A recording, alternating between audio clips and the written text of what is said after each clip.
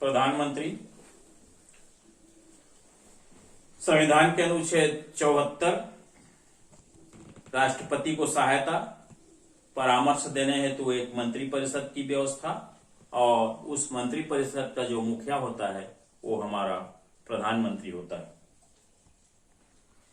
Ramsay more ने बहुत ही सुंदर शब्दों में कहा है, मंत्रिमंडल राज्य रूपी जहाज का यंत्र है और प्रधानमंत्री उस यंत्र का चालक है।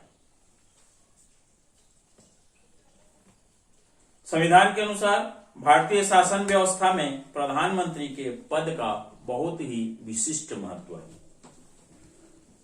सबसे पहले हम देखेंगे प्रधानमंत्री की नियुक्ति। प्रधानमंत्री की नियुक्ति संवैधानिक व्यवस्था के अनुसार राष्ट्रपति के द्वारा की जाती है। व्यवहार में राष्ट्रपति लोकसभा के बहुमत प्राप्त दल के नेता को प्रधानमंत्री नियुक्त करता है। प्रधानमंत्री की सलाह से अन्य मंत्रियों की नियुक्ति राष्ट्रपति के द्वारा की जाती है।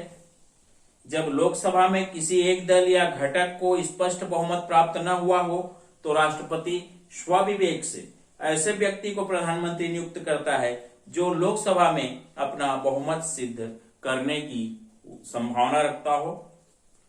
इसके अतिरिक्त राष्ट्रपति द्वारा संसद के बाहर से भी किसी भी व्यक्ति की नियुक्ति प्रधानमंत्री के रूप में की जा सकती है, परंतु बाहरी व्यक्ति को पद ग्रहण करने की तिथि से 6 माह के भीतर संसद के किसी भी सदन का सदस्य निर्वाचित होना अनिवार्य है, अन्यथा उसे पद से हटना पड़ता है।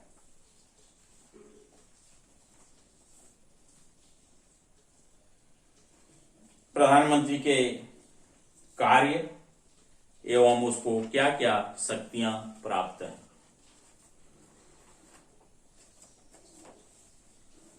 सबसे पहला शक्ति के अंतर्गत प्रधानमंत्री जो है वो लोकसभा का प्रमुख नेता होता है, बहुमत प्राप्त दल का वो नेता होता है। वही सरकार की महत्वपूर्ण नीतियों की सदन में, जो भी उसका सरकार है, जो उसका संगठन है, सदन में उसके नीतियों का घोषणा करता है। वार्षिक बजट एवं अन्य समस्त सरकारी विधेयक उसी के निर्देश के अनुसार तैयार किए जाते हैं, वह सदन में प्रस्तुत किए जाते हैं। इसके अतिरिक्त वह राष्ट्रपति को लोकसभा भंग करने का परामर्श भी दे सकता है। मंत्रिपरिषद व प्रधानमंत्री उसके शक्ति के अंतर्गत प्रधानमंत्री मंत्रिपरिषद का निर्माण करता है, मंत्रियों में विभिन्न विभागों का बंटवारा करता है, साथ ही साथ मंत्रियों के विभागों में परिवर्तन भी कर सकता है और मंत्रियों को उनके पद से हटा भी सकता है। मंत्रिपरिषद की जब भी बैठक होती है उसकी वो अध्यक्षता करता है। अध्यक्षता करना प्रधानमंत्री का प्रमुख कार्य है, मंत्रिपरिषद की अध्यक्षता करना। मंत्रिपरिषद और राष्ट्रपति के मध्य वो कड़ी है।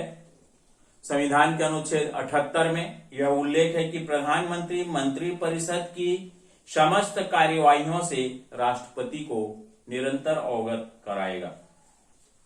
राष्ट्रपति भी मंत्रिपरिषद की यदि कोई परामर्श या निर्देश देना चाहे कोई भी, तो वह प्रधानमंत्री के माध्यम से ही मंत्रिपरिषद को अपना निर्देश या परामर्श दे सकता है।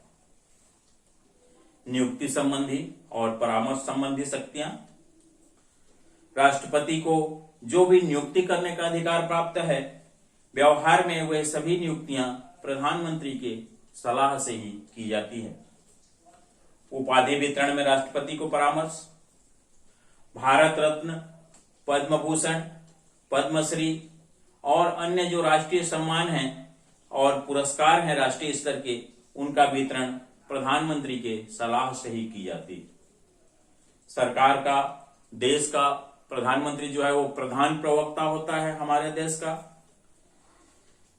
संसद में, देश में और विदेश में प्रधानमंत्री सरकार की नीतियों का अधिकृत प्रवक्ता होता है। आपातकालीन शक्तियां।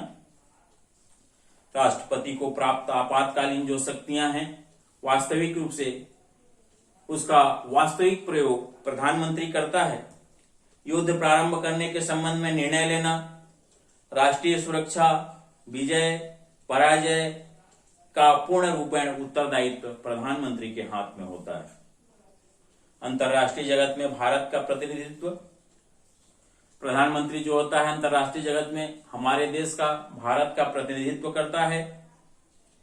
विदेश नीति संबंधी जो भी अंतिम निर्णय अंतिम रूप से लिया जाना होता है वह प्रधानमंत्री द्वारा ही लिया जाता है।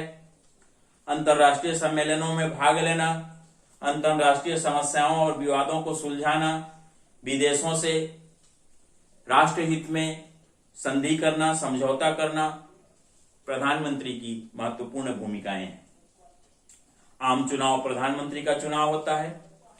प्रधानमंत्री देश का सर्वाधिक लोकप्रिय नेता होता है और वही देश के को नेतृत्व प्रदान करता है। देश का आम चुनाव प्रधानमंत्री के नाम से ही लड़ा जाता है।